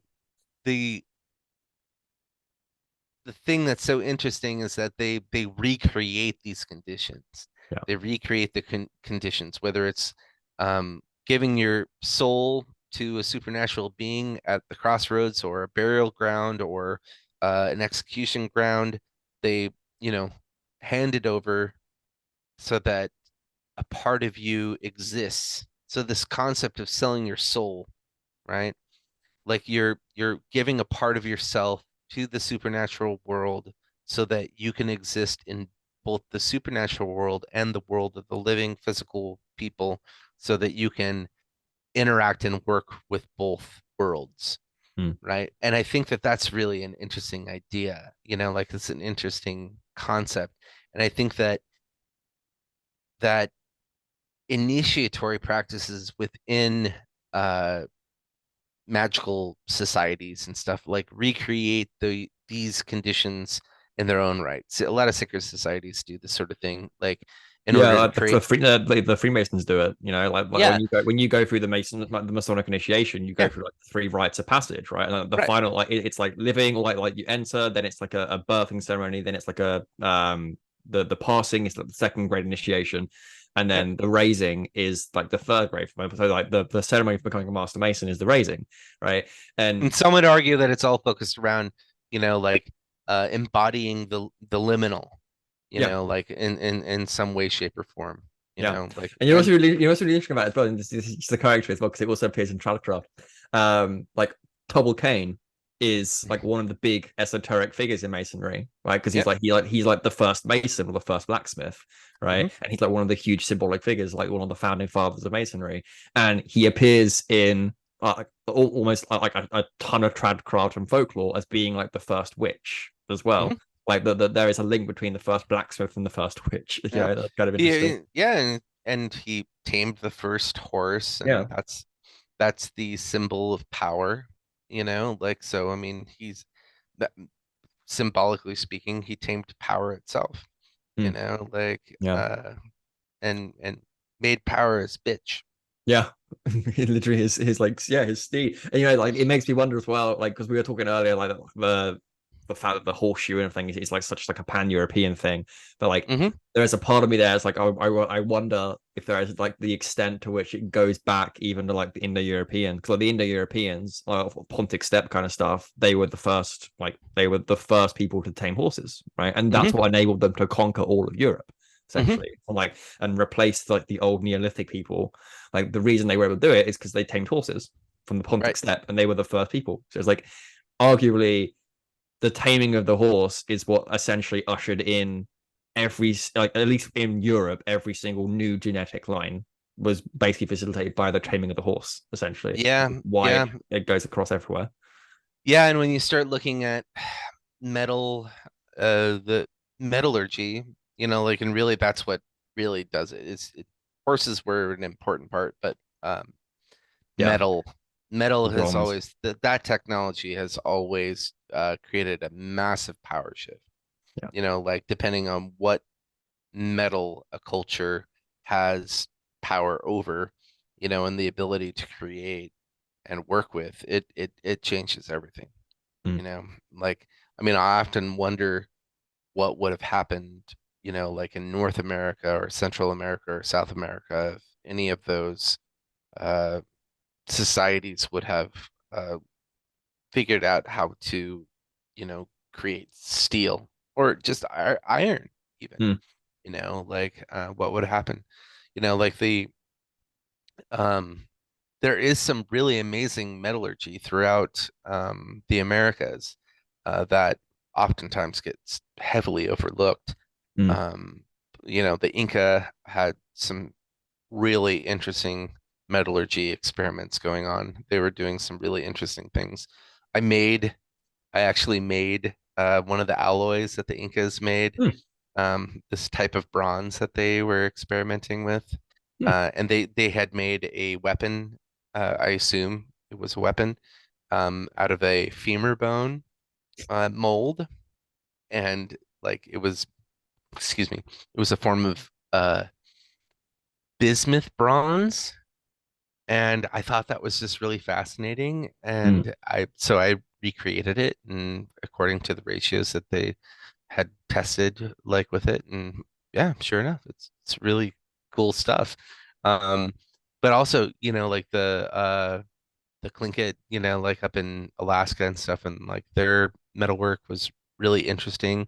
And they were, fascinatingly enough, like really getting pretty close to like, I mean, they looked very similar and reminded me very much of like feudal Europe in some ways, you know, like Northern Europe, like with their armor, they started creating wood armor because they were using like copper like weapons and stuff, and so they would carve like these wood armor things with the crests, you know, on them of like different animal crests that looked like so European. Like it was so interesting to me. Like I just so fascinating. Yeah.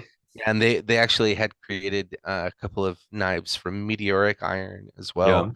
That was, you know, you look at it and like the functionality of it is just very, you know, like you've got a guard, you've got the, you know, all the things, and it's just, yeah, it intrigues me, like the what if. Yeah, because we had the same thing as was it we have two meteoric iron daggers from Tutankhamun's tomb as well. So the Egyptians are doing it as well, you know. And that like, and it's one of the like the challenges, especially in archaeology, of like actually telling like what's the like the prerequisite for when a culture enters like the Iron Age, for example.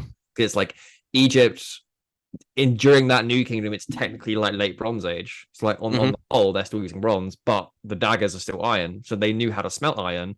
They just didn't know how to mine it out the ground, out of the ore, and then smelt the ore down, that kind of thing. But when the meteor crashed, they were able to actually make a dagger out of it, right? And like the word for iron in Egyptian is literally like the way it's translated. You can translate it literally is literally a sky metal. Like it comes like from because it came from meteor, you know. But it's like it's the issue. It's like, yes, they know, so they know how to smelt iron. That's because like they did it with space, but they don't know how to like extract it from the ore. So like they're not fully in the Iron Age yet, even though like it's around there. So it's like a weird thing. They didn't smelt. The thing with the meteoric iron is that they never smelted it and they didn't shape it that way. Yeah. They pretty much just like ground it, so to speak, like filed it down or ground it down, you know, like so that it was in the shape that they wanted it to, which was time consuming as fuck. I can't even imagine it's crazy. Like how much effort that went into that without other iron tools and steel things like that. It's ridiculous. But it's interesting. I got to go to also Julia and Hector Occulta, and they took us to this town in the Pyrenees where they do this blacksmithing festival. And there's all this amazing lore around blacksmithing there, revolving around giants and the mountain giants and things like that have really kind of lost a lot of modern understanding. But the giants there and the folklore there, it got Christianized and things like that, and things changed and such. But it was really fascinating. There was in this one town, they still do this blacksmithing festival where blacksmiths come from around the world to, you know, work together, and they smelt some steel there. But it was one of the places where steel production first originated. And there's a hypothesis that steel production actually originated there. That was like the place. And that was what brought the Romans to that region as well. And, you know, the Romans came to, you know, like the UK, you know, like for tin, you know, like, but you know, because of bronze and things, but they went to the Pyrenees, which was a tumultuous fucking hike. You know, honestly, driving there was just crazy, but like, you know, going by foot or by horseback was just insane. But they went there and they wanted the iron, they wanted the steel, you know, that was coming out of that region. And it's really interesting to think that steel originated possibly in the same place where the first witchcraft laws were formed. The same region. It's really interesting. I don't know. Makes you think. Yeah, it does. And also the sabbatic witchcraft mythology as well originated. Because it came out, it grew out of that whole area. It was one of the earliest places. And they took us to this this place even higher up in the mountains that was a stone circle, and it also had there was a spring there that was the start of the two main rivers that go through France and Spain. And there's a stone monolith there as well, marking it. Right. So the stone circle, the Paleolithic stone circle, is there, and this was the if you think that this was the place, this is the region where the sabbatic, you know, like flights to Witch Mountain, it's the originated from. That was it. That was the place. That's the Witch Mountain right there. In the Pyrenees, right there. And it was such an amazing experience going there, and also like a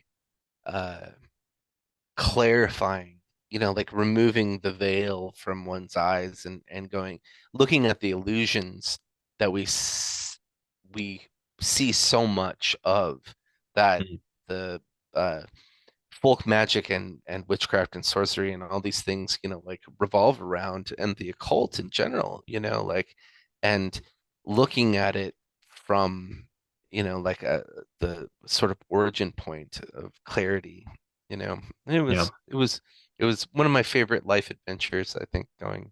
Sounds it like the way you're describing it, I'm like, okay, I know where my next holiday is. I know where I'm booking. Yeah. Well, you should contact them and visit them, Julia and Hector. They opened up a shop in their little village and teach classes, and they're very involved. They've got a Patreon and stuff, Occulta. Yeah, I'll look them up. That'd be interesting. Yeah. They're great, and really incredible people to talk to. Like, we published Julia in some of our books with the Verdenosis series, Verdus GNI Symposium series, and we're hoping to get them to come and speak again at our conference. But man, yeah, great stuff.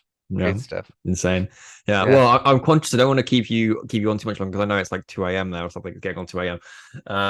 So I guess if we start wrapping up, for people who want to get into this kind of stuff and start, not necessarily forging tools themselves, but just like, going down the more kind of traditional route when we're dealing with, grimoire tools or anything like this. What are some things you can kind of suggest to people who don't have a forge, or can't heat up steel or anything like that? Like, how can people approach this kind of current of things and working with grimoire tools, like in terms of the substitutions and like that?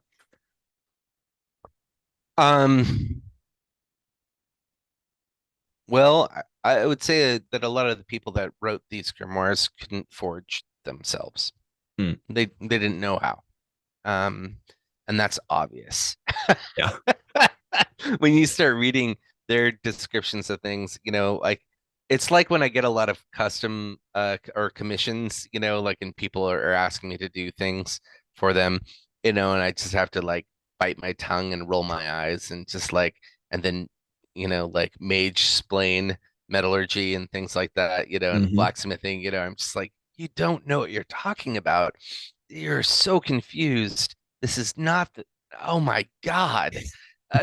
And actually, I'm going to block you and never contact me again. So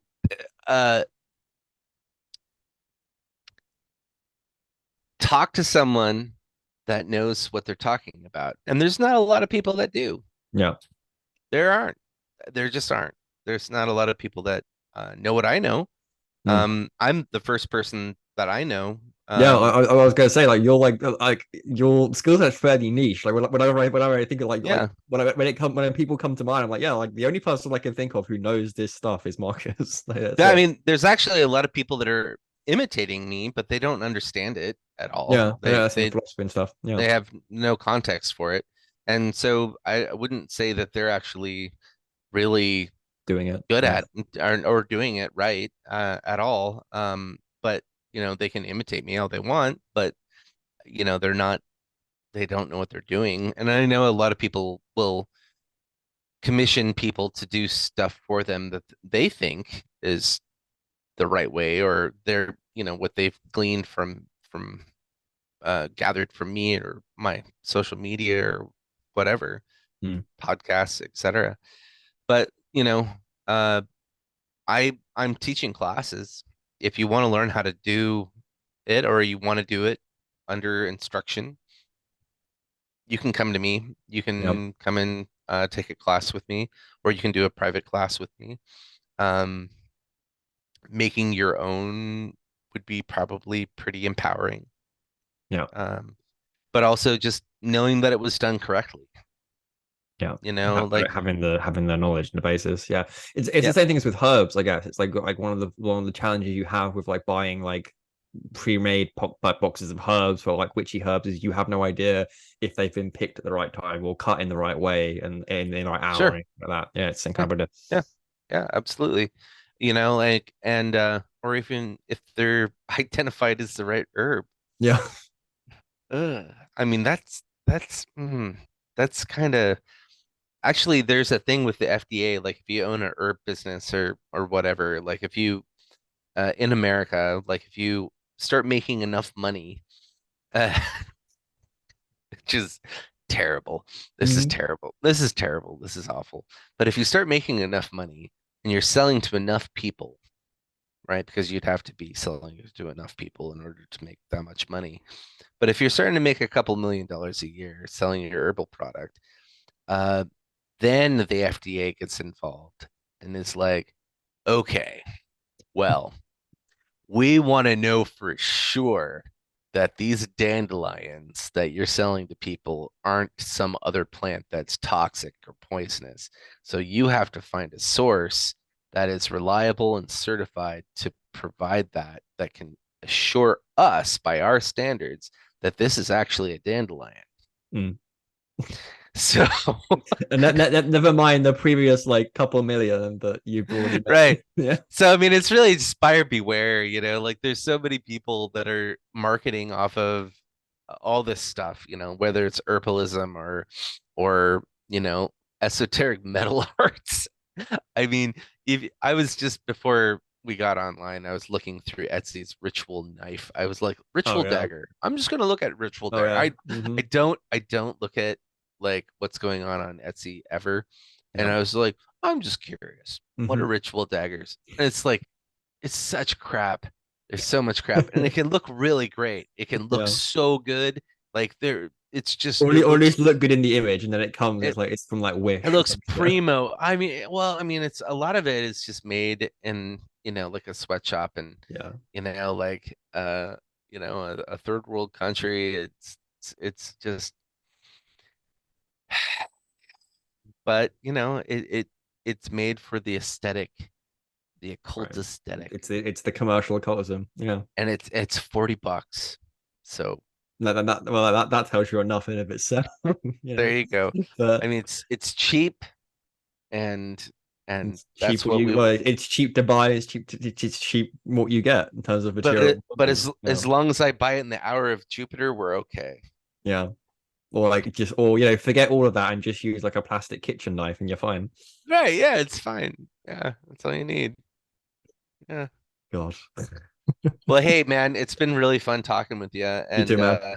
I've really enjoyed this conversation. I think this is one of the funner podcasts that I've done in a long time. I'm glad. Yeah, I'm glad. No, it's been great. It's been good, man. It's good to, because like again, like I guess of course for you, like you go almost to like from like I guess I'm not gonna say professional, like metallurgy style podcast, or like the blacksmithing podcast. So like I guess you don't get time to talk about the occult side of it as much. Yeah. No, they're always the occult. When I talk on a blacksmithing podcast or a knife makers podcast or something, you know, I get a chance to talk about some of this stuff, and they're just kind of like, they give you the weird looks, the side eyes. I mean, it's interesting to a lot, well, most of them, I think, but like they. You know, I'll get into the folklore. I think everybody can really get into folklore. Yeah, like I think so. It's especially blacksmithing. Yeah, absolutely. It's absolutely fascinating, and I think everyone can get into that. And right now, especially, it's one of my favorite times of year. It's right because it's fall's coming up. Yeah, and the jack-o'-lantern, you know, like is all related to Stingy Jack, and I think it's hilarious that the jack-o'-lantern, the icon of the season, right? Like of the you know, like is the soul of a shitty, just terrible. Like some because they're because he's like some like weird ass drunk or something, isn't he? He's like goes around like, you know, no, it's just a terrible most of the time. Terrible human being that's a blacksmith. Yeah. The lost soul, you know, deals with the devil. You know, like, I mean, and also, like, once again, like I was saying earlier, you know, like you start looking at this folklore, you know, like Stingy Jack, he was making deals with the devil, you know, and to this day, you know, he misleads people into the moors. Yeah, I love it. So fascinating. Yeah, you know, the fall is for blacksmiths. Yeah. I'd even broaden it and just say it's for witches in general, or any kind of supernatural stuff in general. It's just the time. the blacksmith is shares all of the same folkloric stories throughout almost every culture that has them with sorcerers. They're almost the exact same stories. Yeah. Most of them are moral hygiene stories, Sure. but you know. Yeah. Don't do magic. Don't do blacksmithing. Yeah. Don't be a blacksmith, don't be a magician. Yeah. Yeah, I mean, my hands are forever they're forever unclean. stained. I mean, I would say the same, but I mean, I just have calluses from playing guitar, so that's kind of the same, basically. Yeah. I've tried to play music since I started blacksmithing, and my fingers are just won't do it. Yeah. Ooh, the calluses are too much. Too much. I don't envy you. All right. Well, thanks, man, for coming on. This was great.